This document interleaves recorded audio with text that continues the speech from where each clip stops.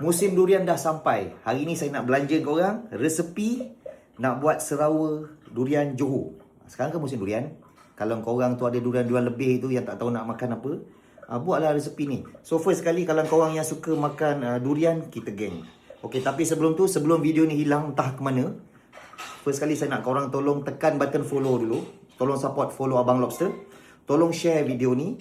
Tolong komen, saya suka durian bang.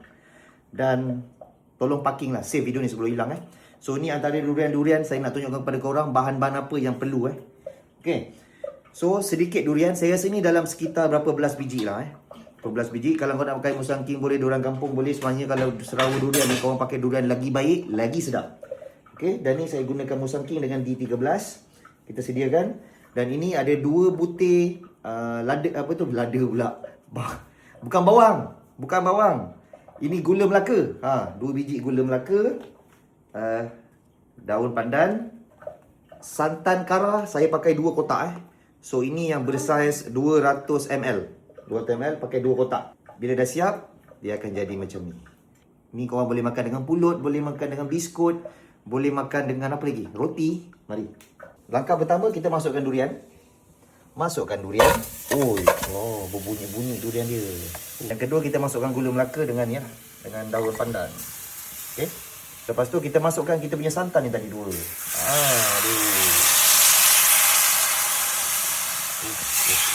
Wangi. Sementara tu kita tunggu dia mendidih. Okey, kita tunggu mendidih dan pastikan lepas tu kita nak tunggu gula Melaka ni cair lah. Tengok saya dah buat ni saya nak makan dengan pulut bang, dengan pulut. Menyala bangku.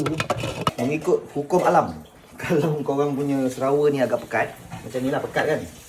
Kan nanti dia dah masak lagi pekat tau. Okay, tengok. Korang tambahlah sikit air. Tambah air sebab dia kering nanti dia akan pekat. Jangan takut. Nampak? Tutup biar dia punya haba tu. Ada bacaan dia. Yang paling pentingnya kalau korang masak serawa ni, pastikan dia tak pecah santan tau. Kalau bila pecah santan dia tak cantik Korang kena jaga dia tak jadi berketul-ketul. Santan tu kalau pecah dia berketul-ketul dah tak cantik dah. Okay, so make sure jadi macam ni dia punya durian tak pecah. Cantik lah. So bila tadi saya dah pecahkan sikit dia punya apa tu, gula Melaka. Kalau kau nak pakai gula putih pun boleh. Okay. Dan last sekali untuk tambah penyedap, sedikit garam. Ni kita panggil garam bukit. Nak pakai garam biasa pun boleh. Okay, saya suka pakai garam bukit ni sebab dia punya sodium tu kurang. Tengok ni. Dia kalau pekat lagi sedap. Okay, sambil tu